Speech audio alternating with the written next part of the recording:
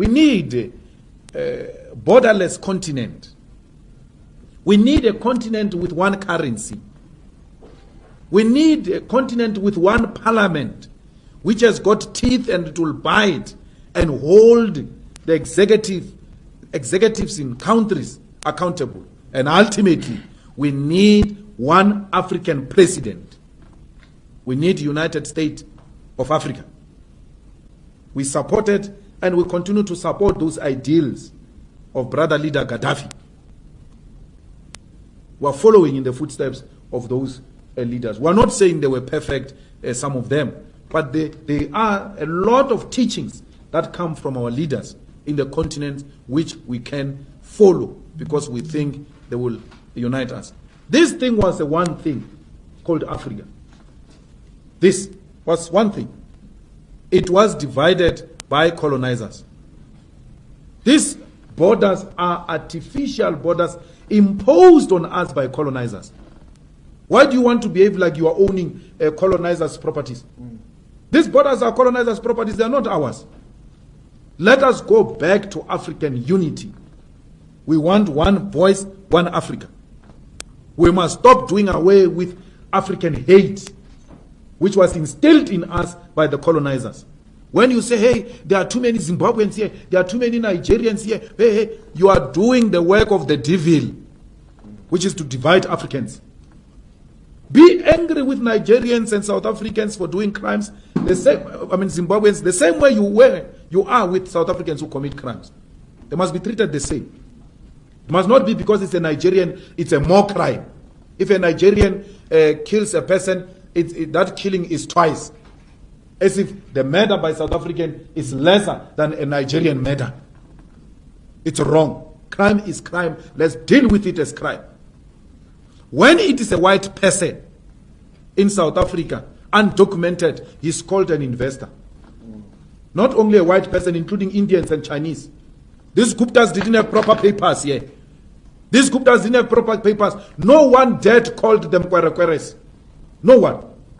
But if it was my African brothers, we're going to be called Kwerekweres because they don't have papers. Self-hate. It must come to an end. If it means making the EFF lose votes for that, let it lose votes. Lose votes on principle. Not on political expediency of wanting to appeal.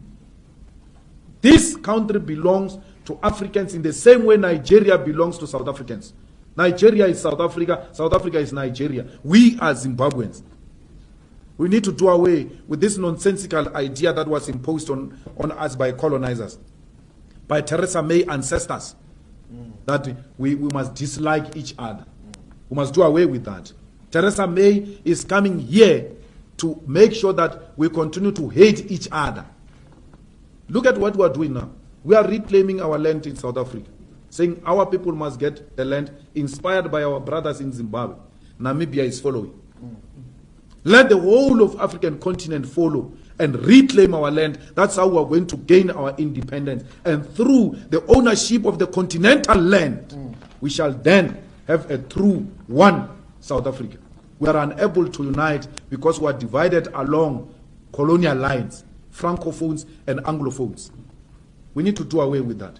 We need to love our African brothers in America when they are being slaughtered, in London when they are being slaughtered. They need to know that we love them here in South Africa. They remain our brothers.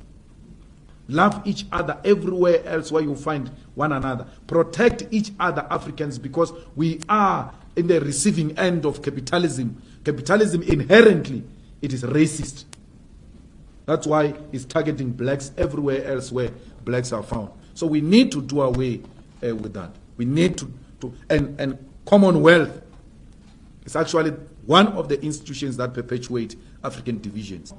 I mean, we still have judges in Kenya, in Zimbabwe, wearing blonde wigs. What is that? What is that? And including some scholars who are lawyers, they are wearing those things. They still wear those things and come and lecture us about decolonization, wearing a wig. Decolonizing Africa starts with simple things. Starts with doing away with apartheid colonial symbols and colonial way of doing things.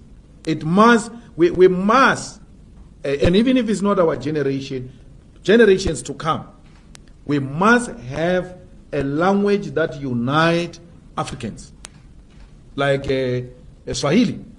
If Swahili can be developed and it become a continental language, and then we do away with speaking to each other in English, because that's what colonizers did. Divided us, made sure that we don't have a common language to communicate amongst ourselves, and then we use their language to communicate so that they can hear everything we say.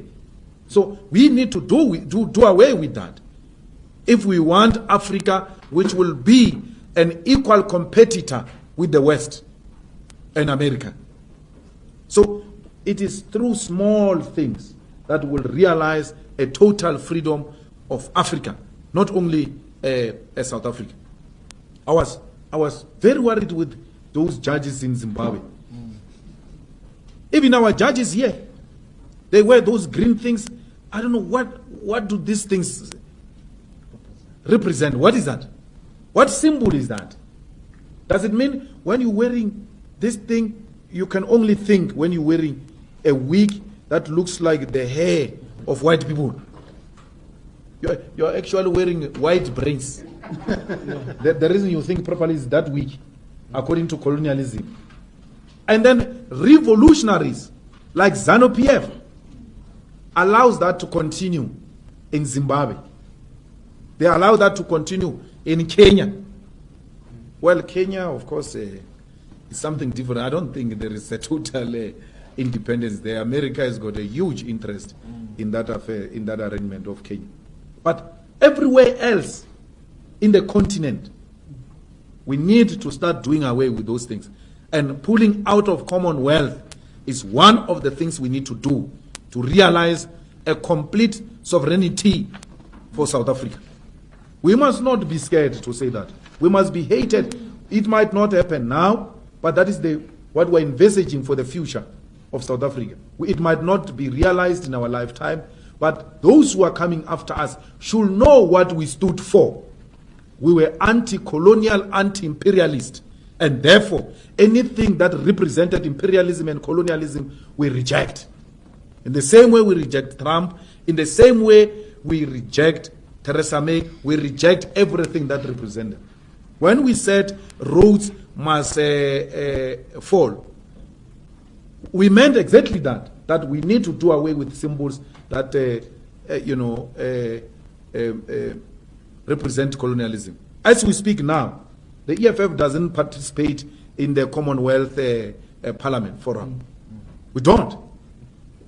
The EFF refuses to participate in multinational organizations that have got close links and relations with imperialism.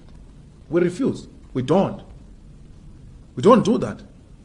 And our going to London, talking to business people in London, talking to business people in America, everywhere else, is not talking to imperialism. It's talking to individual potential investors.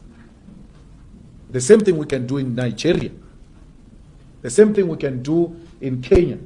Strengthen African Union. We need to strengthen African Parliament. We need to strengthen African judicial system. We need to trial tyrants here in Africa. We need to trial and jail dictators here in Africa through our own African judicial system. We can do it. We don't need imperialists to come and tell us how we can conduct our affairs in this continent. For that we shall be hated. But let us be killed and hated for what we stand for. We must not be scared to die for the things that we stand for. That's what we represent. That's what we stand for.